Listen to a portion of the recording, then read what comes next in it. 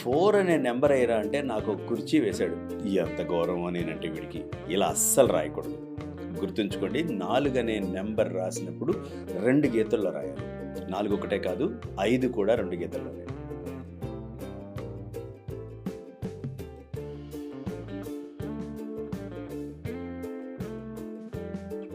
7 కూడా 2 గీతల్లోనే.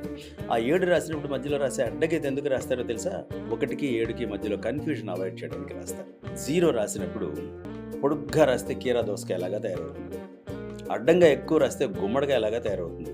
0 రాస్తే ఎలా ఉండాలంటే లోపల వైపు ఎత్తు ఎంత ఉంటుందో ఆ విడత కూడా సరిగ్గా అంతే ఉండాలి. 1 రాసినప్పుడు ప్రింట్లో లాగా ఆ ఏటవాళ్ళ గీతలు అడ్డగీతలు అస్సలు అవసరం లేదు. చక్కగా ఒక నిలువు గీత రాయండి చాలు. 2 రాసినప్పుడు జెడ్ లాగా ఉండకుండా క్రింది భాగంలో ఎడం వైపు కొంచెం చిన్న 0 రాసి చూడండి. 2 ఎప్పుడు 2 లాగే ఉంటుంది. 3 రాస్తే పాము పిల్లలాగా ఇలా రాయకండి.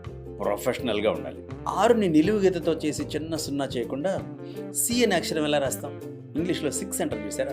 సి అనే అక్షరంతో మొదలవుతుంది కాబట్టి ఆ సౌండ్ రాసేటప్పుడు కూడా సి లాగే మొదలుపెట్టి పెద్ద 0తో ముగించండి. మంచి 6 అనే నెంబర్ వస్తుంది. 8 రాసినప్పుడు ఖచ్చితంగా 2 గీతల్లో రాయకూడదు.